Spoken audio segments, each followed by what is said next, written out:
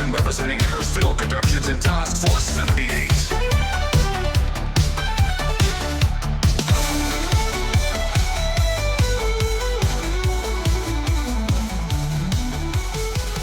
This is Steve Harry Harris and the Harrisfilm crew. Tonight we have Ken Mays and Kalua, Roy Ivy, and Matt Arnold. Hey. Howdy. Tonight we have a special Mark Ferguson, almost live from Las Vegas, Nevada. He's at the current Star Trek convention, and this was recorded the week of the 7th of August, 2025. Take it away, Mark. So this is Dr. Jones, Mark Ferguson. I got a copper pass, which on the copper pass they give you a gold coin. And of course, your pass, you get to sit pretty close to up front. And they looked at the setup I have, the tripod and whatnot, and they said, "Well, are you a media?" And I said, "Well, I'm going to be reporting to my group about that, letting them know what I'm doing here." And they said, "Okay, you're press." So I'm sitting up front where the captain's chairs are. And that's like a $1,500 seat, where my ticket's like a $130 or something like that. Wow. So I get Kenneth a front view up there, checking that out. And there's a lot of walk-ins, about 107 degrees outside. And very, very humid. It's been a lot of fun. So far, it's probably about a quarter of the amount of people that were here when I was here in 2017. And there was like 12,000 people that time. There's probably like a quarter of that here.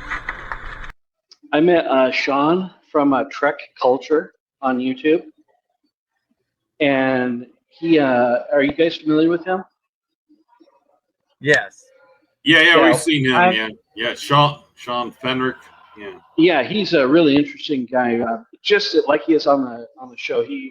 I spoke to him afterwards for a few moments to introduce myself and say, "Hey, can I just ask you a few questions?" And they said, "Oh yeah, sure, go right ahead." And I talked to him and asked him what it was like, how long it take to produce something, and he says, well, one of his 15-minute episodes takes him about 13 hours to do. Yeah, that's about right. Yeah, and he was really cool to talk to. He was in a panel with someone else that does a show. I didn't catch their name, but he was really talking about how he puts his show together, how it comes together, and then how the research that he does. And he says, I put a lot of thought into it. I bring humor into it and Easter eggs. He says, it just isn't me talking. He says, you'll notice that I throw in a variety of stuff. He goes, and I have to look all that stuff up. Right. And that's one thing that slows me. He says, I go in depth into an episode when I analyze it. I just give you my best thoughts and what I picked up on. I went to the Roddenberry archive, and it was a room filled with stuff from reunification, the YouTube video reunification, and how that was made. And there was a bunch of costumes that were used, and it had a plaque under each one saying what was the character, and a little synopsis about that. And they had some virtual reality things that you could try on to examine the different ships, and also things from the Kirk era that, going on board the ship and doing a virtual tour with this virtual mask. And there were no stars there at that. There were people that really knew their stuff from that exhibit. And you just kind of meandered around, and it was a very short walk, but it was interesting to see the uniforms from back in the day, and some of them were extremely worn, and some were they had them on the exhibit. Wow. Yeah, they had some that were extremely worn, and some that were from all the way back from the motion picture until through the end of Kirk's life era of things. And then I left that room, and then I went in, and I literally ran into physically ran into Nana Visitor from Deep Space Nine. And I go, oh man, excuse me. And I told her, who I was, and I said, I had to look forward to being here. Glad to see her. And she was very polite, super outgoing, and she has weathered the storm well. She just has a super good attitude. And then she moved to her table and was doing autographs and was waving and talking to people, and you could pick up some of the conversations about questions that they're asking. She said, I'd love to talk to you all at length, but I can only answer brief questions to keep people moving along. And let's see, panel discussions. The guy that played the Borg Hugh, Jonathan Del Arco, he talked about in Star Trek Picard, the first season, about his character dying.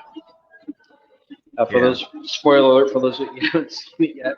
But it talked about that, and he says, I wasn't on stage a whole lot. And he said a few episodes before, I was watching to get the feel for the filming, and they said, but my part was very short. And he said, and I had to really get geared up for the emotion for it to get into character. And he said, well, what did you think about it? He said, well, I thought about missing my friends. It was going to be the last time I saw a lot of these people. So he talked about how he prepared for it. And that was really cool. Michelle Hurd, that played Raffi, she was on stage. She was on stage, and she's just like she's in the show. She's a real pistol, kind of swearing a mile a minute. But she was talking about her relationship with Eleanor, how she kind of looked out for him as a character. And she says, I really felt like I was mothering him like he was my own kid. And then she talked about also how she prepared for her scenes. And she says, well, what was it like working with Jerry Ryan and some of the other shows? She goes, they're all very professional and very polite. She said she was really not surprised, but very happy to see how people from the Star Trek universe that are actors know their own parts so intimately, and others' parts as well. Also, Peyton List, the Romulan that was Lieutenant Russo. She was the one that was. I think she was trying to shoot Jerry Ryan, or the Borg version of Jerry Ryan. She was in the cube there with Hugh, and she was a Romulan sister to Picard's protege that was a twin, something to that effect. Lower Decks was just on stage, and the characters, or the people, the actual actors, was Tawny Newsome, Noel Wells, Eugene Cordero, and Gabriela Ruiz, I think that's how you pronounce it. And she's also a professional Gabriela Ruiz. She's also a professional Really? singer. I did not know that. Oh my gosh, I saw her sing on stage last night with this group, and I think that not the Toy Soldiers, I'll have to look up what they were called. The Action Heroes was the name of the band. And the leader of that band was the guy that played the part in Orville. He was the guy that had the beard in red hair. Yeah, he played him, and he was the pianist in the band. He was kind of like a lead singer, and they played a lot of 80s music, and they played some 70s music, like from Journey and Styx. That's what I related to. And they were really good. They were really good. That was about an hour and a half that they played. And last night, and it was very entertaining. Okay, what's coming up tomorrow, you might ask? Go ahead and ask. What's coming up tomorrow, Mark? I knew you were going to ask that. So there's they're going to have a get together from people from some actors from Enterprise. The guy that played Charles Tucker, he's going to be there. The helmsman. I actually saw him in another panel, but they're going to talk about how we just hit our stride in season 4, and we were really looking forward to more. So they're going to explain a little bit more. It's going to be great. They were going to explain where that was going to go. And so that they're going to talk about that. There's also going to be some panels about the merger with a Paramount and Skydance. All right, Skydance. Yeah, so they're going to talk about that through the various panels tomorrow and how that's impacting the acting field. And one guy said, Yeah. a lot of our jobs have just dried up. He said, we're not getting calls. And he said, so we're having to be inventive, and we're really having to going out and promoting ourselves. Whereas before, the Star Trek universe was so rich with all these shows, he said we could write. Sometimes we ended up, those of us that had director experience, he said we had many hats that we wore, and we got to work in different forms on different shows. So I thought that was interesting. He said, it's right for you to be nervous about what's going to happen to Star Trek because none of us really know. We know that there will be the Academy, which is going to be at least one season. He says, but on the boiler plate after that, he says, everything's kind of up right now. It depends on so many things. And so they kind of want to open that up to, he said, we want to open these panels up for discussion to dispel some of the rumors and to tell you what we know as actors, what we look forward to, what we're nervous about. He said, we want to be completely honest with you so that if you want to write, the new company and say, keep us alive, and like those things, he said in the past they really made a difference when people did that. I have a photo op with William Shatner, and I also had my picture taken with the gentleman that played the original Captain Pike. And I bought a photograph. I bought this photograph of the original Captain Pike and Captain Kirk in one photo. And Pike, he signed his, and he goes, you should have William Shatner sign this on Sunday too. Oh, Sean Keeney, yeah, the guy in the wheelchair. Yep. Okay. Yeah, he said he'll do it. He'll do it. If you're getting a photo op, he will sign that for you. And he says, if not, you come and see me. He said, I'll give him hell. And then I said, yeah, I did. But I'm kind of looking forward to that too. Okay. Do you want to talk us through these photos you sent us? Oh yeah. Will you be able to see those? Can think you see that? So. All right. Talk to me about that one. I got a where you are. It says Picard 5th anniversary, Michelle Hurd. Yeah, I'm having a hard time looking at the video. Let me look at the pictures I have. Yeah, it's Michelle Hurd and the people from Picard on the set. Oh yeah, so I got that. They were just up on stage. Yeah. And it was the Picard 5th anniversary film of Michelle Hurd and the guy that played Hugh. Right. The Romulan lady. The guy with the microphone, is that Hugh? I can't tell. No, he's some narrator dude. I'm not sure who he is. I haven't met him. Oh, he's kind of like that bit, and he said it's his first time emceeing, and he's doing a good job. Interesting. Yeah, it's my first time ever doing this, so I think he may have been a stand-in, but that was about. I sent a copy of a shirt that I saw to Ken because I thought he'd get a kick out of it. Your mama likes the one I'm talking about, right? Yeah. Yeah. Oh, mama. And then there's one of balloons. This guy's a balloon artist. He did a balloon artist of the Enterprise. That was kind of cool. Then, of course, you got this extremely handsome-looking gentleman in this gold tunic. Looks really good. He's sitting in the captain's chair. Oh, wait a minute. That's me, of course. That's a given. So, yeah, I and my friend Blaine, he took a picture of me. And it's a really nice chair. It looks really cool. It's blinking lights. It was done very well. I'll flip through some of these others. Oh, and then they have some spirits there. I took a picture of a bottle of Romulan ale, allegedly. And they don't sell them there for you to buy at the convention. They can't do that. They introduce you to so if you want to order something online, and they're not that illegal. Yeah. It's you can order them online, and you can buy them as a kit, or just buy a bottle or something like that. Romulan ale is illegal. Yeah, so they say. Then there's some pictures of the Roddenberry archives. And what you're looking at there, when you see those, is if you're wearing VR glasses, you can actually see. You can click on items and go to the different bridges or the different engine rooms of those ships. Oh. And on the other side, there, like Blaine was using his the VR glasses, and he was in engineering, but you can't actually activate any buttons or anything. You're just doing like a virtual walkthrough. It's like a 3D immersion. Yeah.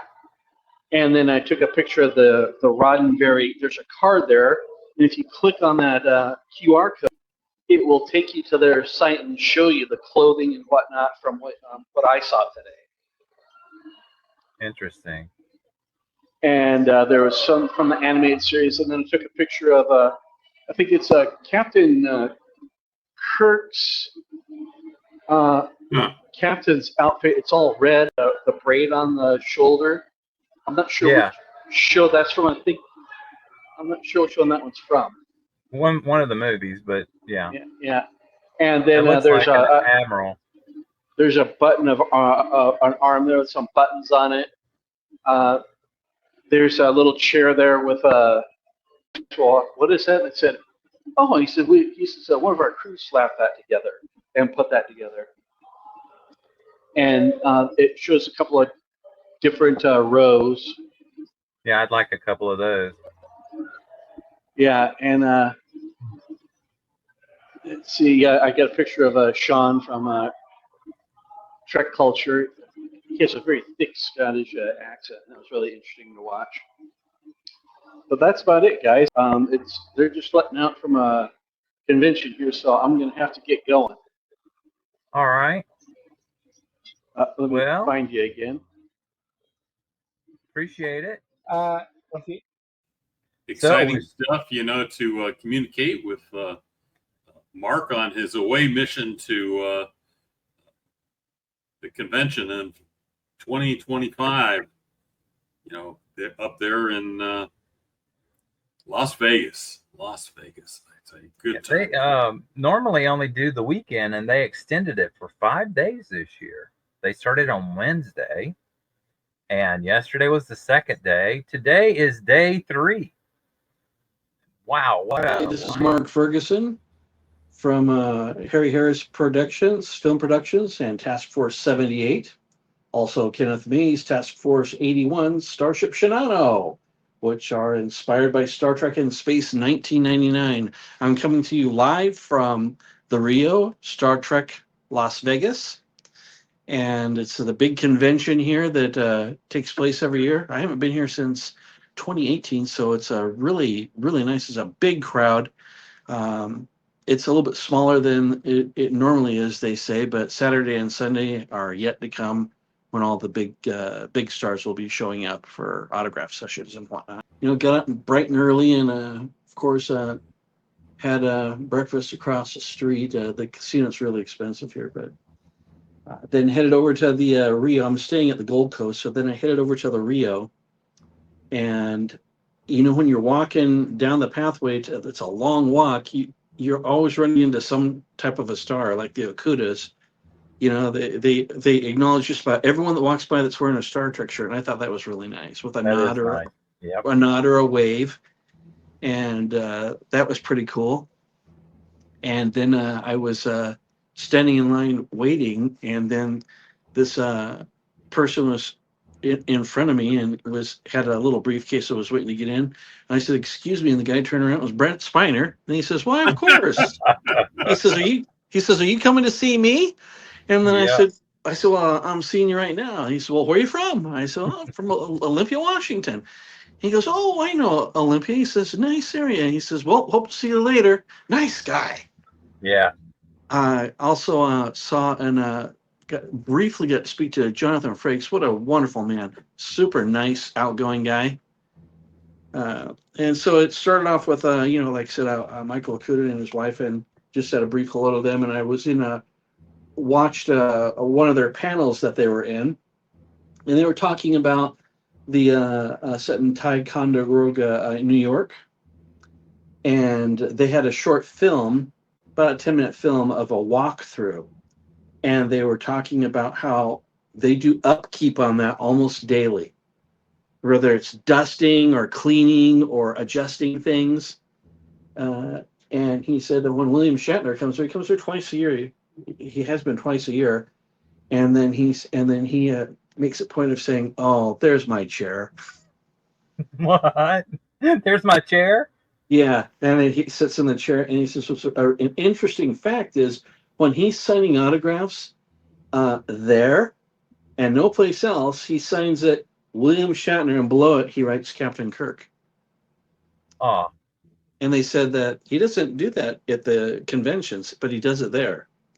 So I thought that was neat. And he was saying the Shatner, so the favorite parts that he likes of the Ticonderoga, New York City, he goes, of course I like my chair. And then of course. he says, but he says, I like the transporter room. He says it's just done so well. He says it brings back wonderful memories. So they were really pleasant in hearing them talk about how the set was put together, and why Jeffries Tube is called Jeffries Tube. Mm-hmm. Matt Jeffries. Yep. And then there was a panel with Jess Bush, Nurse Chapel from Strange New Worlds. Yes. With her British accent, and it's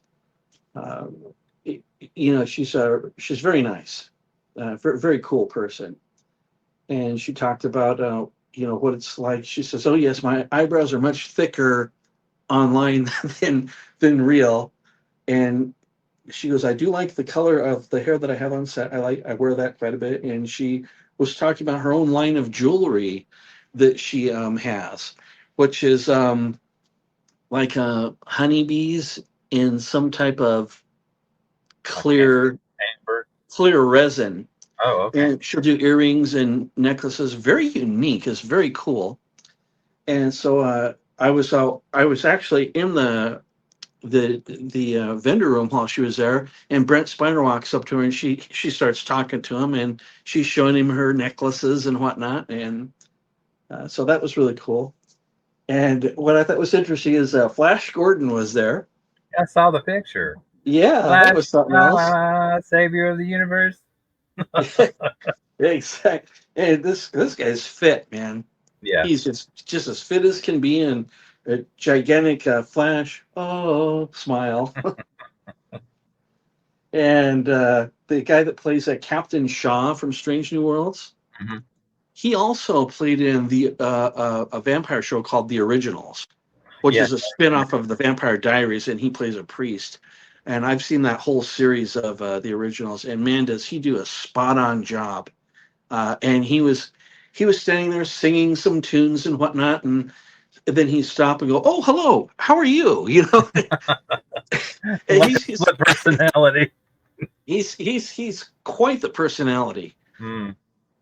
So that was really interesting to see him there. And Robert Picardo was standing right next to him in a dapper kind of a gray suit looked like it was from the 50s. And he has hat on. He was taking his hat off and talking to people. And he's very animated when he talks also. So I sent you a video. There's like a big square, and all around this square, there's the tables, and a lot of the stars are sitting there for selfies, which they weren't charging much for those, and for autographs. But when they did them in pairs and whatnot, they did that in a bigger auditorium, and you had to show your credentials. I'm part of a Star Trek fandom and costuming group in Olympia, Washington. That's the Olympia, Washington chapter of Star Trek: The Fleet, and they're out of Los Angeles, and they have 10 chapters all over the United States and one in Canada. And so there was 40 of us there at the big rotunda, and we all stood together and had our picture taken there. People from several chapters, so that was kind of neat to meet up with those people. And let's see what else from today. What was their name? Do you know? It's a Star Trek: The Fleet. And the I fleet know commander, the fleet commander's name is Philip Morgenthaler. Yes, I know that name. Yeah, he's a nice guy, and him and his brother are pretty cool. Then they had this other panel called Inglorious Trexperts, Trexperts. Right. Can't think of the guy's name, but he was talking about anywhere from costuming, directing, answering questions about technical things on the show. And well, how did you do that one shot? And that was pretty interesting. He was a pretty versatile person. Okay. Um, also, they had a science astronomy panel where a gentleman was some scientist, and he was sporting his Trek T-shirt, and he was talking about different asteroids and how this particular one comes from the Kuiper Belt, and how a spacecraft landed on it and took off and came back with samples, and that was really interesting. And I've never been to a science panel, so that was interesting to hear him and see the video that he had. Was that the And Cassini spacecraft? I don't remember. One of them crashed into the thing. the Cassini, that was Venus, I believe. Okay. It's been a But while. this is an actual craft that landed on an asteroid just long enough to do a scoop up and take off again, and come back to Earth and drop the remains. I'll have to look that one up. And then touch and go. And he was talking about how as a young person, how he was inspired by Star Trek and the stars and astronomy, and that's how he got into what he got into. Let's see what else was. Oh, and then there was a panel from yesterday's Enterprise. That's the Star Trek: The Next Generation, correct? Yes. Yesterday's Enterprise. It had Ronald Moore, Denise Crosby, and Brandon Braga and David Livingston. And they were all on their panel, and they were talking about how it took them a while to film that. He said some people were sick and some weren't, and he said it was when you're working with someone for a few days and they're gone for a few days, it's hard to get that magic back when you're right in the middle of something. And Definitely. he said the one thing that he said Star Trek, at least the Paramount Star Trek and all the major productions like Deep Space Nine, the shows, he said, we have to stick to the script 100%. We cannot deviate. We can't make stuff up. We cannot improvise unless a director says that we can. He goes, and that's very rare. And he said one thing that they were really proud of is he said that they were always prepared and everyone knew their lines. He said we'd crack each other up and have to do takes, but they were talking about how knowing their lines, you actually knew the other person's lines too. So that was kind of neat. And Denise Crosby talked about how leaving Trek, she goes, biggest mistake I made. I didn't know it was going to be that big, she said. Wow. And she goes, I really didn't know it was going to be that big. And I thought I was going to get stereotyped. And she says, biggest mistake I ever made. She goes, I had some comebacks, with the Romulan. Right. But she said, I really wish that I would have stuck with it. Well, in a way, it was a good thing because it showed that Starship life is dangerous. And even a main character could be killed off. So, hello. Yep. Oh, and But then the final thing from today. Yeah. Okay, I get a few seconds here. Okay. The thing that I did today was I stayed for the Deep Space Nine panel, and it was Nana Visitor. Sirach Lofton, Right. Chase Masterson, Yeah. Andrew Robinson, and that was pretty cool. It was the Nana. She was talking about. She said, there was a baseball scene that she was in, and she says, well, how did you prepare for that? She says, well, Avery Brooks threw a base to her, and it just hit her, and it hit the ground, and she went, ow. He says, you totally have no reaction. No reactive skills. Wow. And she said he's such a. She says, she says he's such a method actor. She said he stays in that method acting the whole time. And then talking. I love Avery Brooks. Yeah, he's amazing. Used to watch him on other stuff. What's the other guy's name? I think it was Sirach. Yeah, Sherrock Lupton. Said it's I was his 14. birthday. Yep. They said happy birthday. He said, I was 14. And then he says, in a summer or so, he says, I grew 4 inches. Oh. And he says, I was taller than Avery Brooks, and he really didn't care for that. I can so believe he it. kind of joked about that. He was talking what it was like to work with Mr. Eisenberg as, Nog. And he says, yeah, we were good friends. He goes, we cracked each other up all the time. And he says, I always gave him a bad time that he had to stand on a soapbox just so he could be at the same level with me when we had some of our lines. Yeah. So that was really neat hearing from them. Also, hearing from the guy that played Garrick. Right. He was talking about he has a fascination with masks from different eras. And he says, when I had the Garrick mask put on, and he said my eyes would get really big, and he says I loved being really animated, and he said I ended up speaking like Garrick. He says I can feel like I'm channeling him right now. And he says, and when he became a hero during the war series, the Dominion Wars, he said he was really happy to see Garrick get to become a hero, a spy, Right. And that's what I did today. Tomorrow's a full day too. Did you have any quick questions, Roy?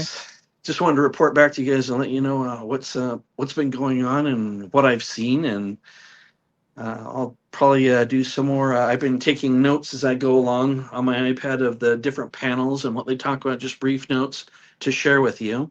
And then in the meantime, I try to send you guys some video clips and stills so that it isn't part of this presentation right now live that I'm having with you, that you have a chance to preview that I can before, edit and it in. maybe you can show that at another time if everyone hasn't seen that.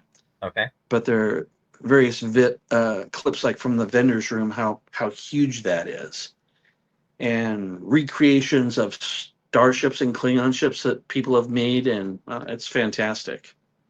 All right. Well, if you want to call back while you're wandering around, that's fine too. I'm probably going to be here for a while. Except for a pair of socks that look cool. But, so yeah, if you want to call, that's about it, guys. I just wanted to share with you what's going on. Okay. Oh, well, soak it all in. It's an experience. I'll probably be reporting back to you tomorrow. Any questions or comments? Roy? Soak it up. Soak it up. Okay. Yeah. I think the sound went dead here. But if you can hear me, nod your head. Okay. I can't hear you. Okay. But anyway, thank you very much. It's good to report, and I'll talk to you tomorrow and let you know what it was like to meet Kate Mulgrew. And I plan on talking to some other people from various fan clubs to see what they're up to. So this is Mark from Task Force 78 signing off, and I'll talk to you guys real soon. All right. Thank you. When I saw it and I saw the sign David Gerald, I said, that's not David Gerald. He looks pretty much the same. He's just he does. He's just a little different, but yeah. From Picard. He's a pretty good actor. It is so cool that you get to meet these guys wandering around the convention. That's always those moments are priceless, and you get to. And they're spontaneous, whatever else. But there's other conventions you go to that they're closed off. They take all the back ways and they don't interact with the people that much. They got the people protecting them and all that stuff, which is good too, I guess. But it's cool getting that spontaneous interaction. On this table, he was telling us about all the different models and stuff like that. Patches that people do. I apparently they're also selling phasers from each of the series, including the movies, the Star Trek 2 J.J. Abrams stuff. See that on the right side there in the middle? Yeah. Yeah. Deep Space Nine shirts. The motion picture hat. That's cool. I would have killed to have that in 78.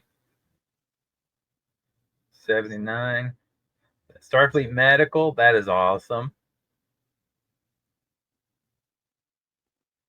Starbase 6. I forgot what they call him. He's like Clippy, right? The old Microsoft thing they used to have that annoyed everybody. And that's Jess Bush. I did not recognize her. That is Nurse Chapel on Strange New Worlds. That's the floor. That's a famous floor. They show a lot, you know. Andrew Robinson. Yeah. Yeah, of course he was also in Clint Eastwood movie. Oh yeah. All the people that are supposed to be there.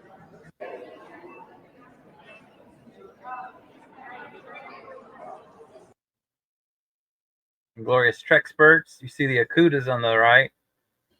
Yeah. So this is Strange New Worlds cast. The lady that plays Uhura and Nurse Chapel. They look different out of costume.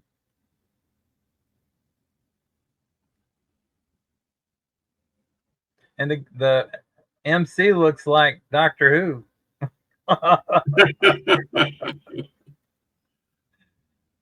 Oh. Wow. So yeah, she wears a wig on the show, by the way. As if you hadn't figured that out, right? Yeah. But you can't be dolled up all the time, you know. Right. Nana Visitor. Yeah. And Andrew Robinson. Yeah. I tell you, that man, he can play anything, but he's perfect at bad guys. And then to twist the character that we thought was a bad guy into a hero in Deep Space Nine, that was fantastic. Well, it's really true to his character. He is a chameleon, you know. Right. He's a super spy. He's Garrick, the tailor. You know, it's all understated, but he's also bigger than life. You know, so it's an interesting dynamic that he works with. You know. And then you got Chase Masterson and the young sure. boy. Yeah. Is a full-size man, you know. I think they pronounce it Chirac Lofton. Sirach. Something like that. Sirach. Okay. Yeah. Some of the work that was going on. I'm not surprised that it caught on. I really am not. I mean, I think that, for instance, whether it was dealing with, you know, like in my case, you know, my favorite episode that I did was The Wire, but also the episode that you did with my late friend Harris, the duet. I mean, you know, And I knew you had to be getting annoyed, and it was so late. And I'm going to the cameraman, please, I know you have children. I promise this time I'm going to do it. And he'd say it, and it was amazing. It's like you were out of your body. I was out of my body, and it was the funniest thing I ever heard. And he said it exactly the same way with the same fervor, and it got me every time. There were like 30 takes. It was awful. Oh my God. Well, I'm glad that Mark has got a chance to do this. You know, he's talked about it a little bit with Ralph, and that, you know, do it. That's why I always tell people to do it, you know, and there's only so many times. I managed to do it a few times, and it's, in retrospect, you'll never regret going to a convention. You know, and there's always more, you know, so I say do it as often and as much as you can. good stuff. Yeah. Do you remember? We grew up in a certain time, that, and in some ways it's magical. It was, I can't think of a better era of TV. It's the way things were when we were back in the AV club. Things were different in the 70s and 80s, and technology has come quite a bit along, but I don't know, interpersonal skills have just dropped off. So you've got everybody's connected on their phone and they wander around, going. I'm telling you, I was almost thrown out of the Monkees concert for having a movie camera, a sound movie camera. I had to open the case, open the camera and show them I was using silent film. Can you imagine? I had to show them. I said, "Do you see a microphone?" They're like, "No." I said, "Do you see this? It says G160 ISO or whatever, ISA, silent 8mm Super 8 film." Like, what is your problem? I'm taking pictures. And the bouncers just did not understand. Like, you don't have a press pass, you can't film. Wait a minute. I got a camera and I got a movie camera. You think I'm leaving them here, or I'm going to put them back in my car that's an hour walk away from here? Heck no. It's just crazy. Now everybody has phones with cameras and movie, video. It's like, well, they can't stop that. Well, they can't stop it. Right. They try. They try to. At one point. But it's too much. It doesn't really make sense. It's also a promotion. That gets other people into it. Because I can tell you, it's nice. It's very nice if you can do this and we can look over Mark's shoulder, but it does not beat the actual experience of doing it. It's just like Absolutely. going to the neutral zone and and going to Ticonderoga. That's all a unique experience that you get. Being right there. Where things are happening. I get overwhelmed with these things. It's an incredible thing, and it's that's what we live for. Because we have people going and coming.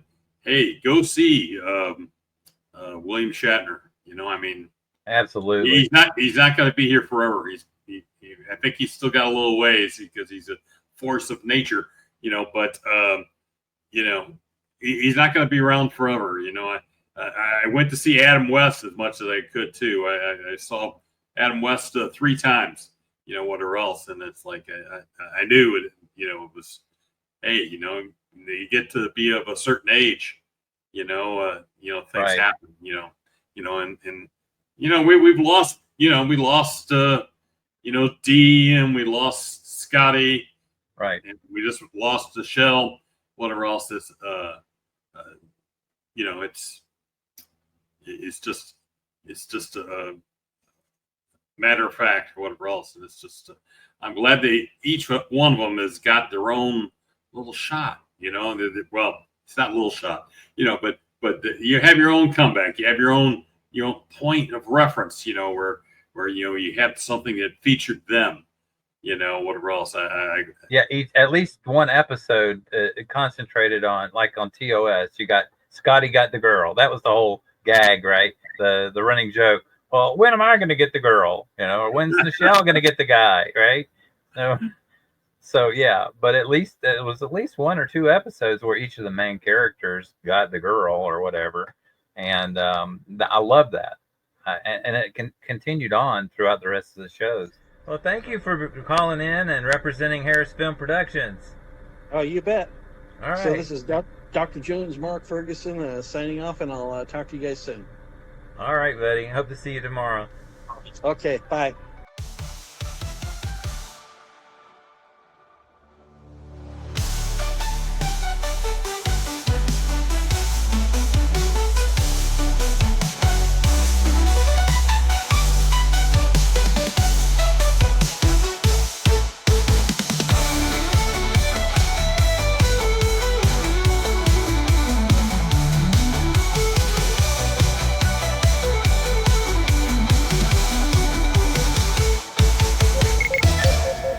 dialing frequencies are closed.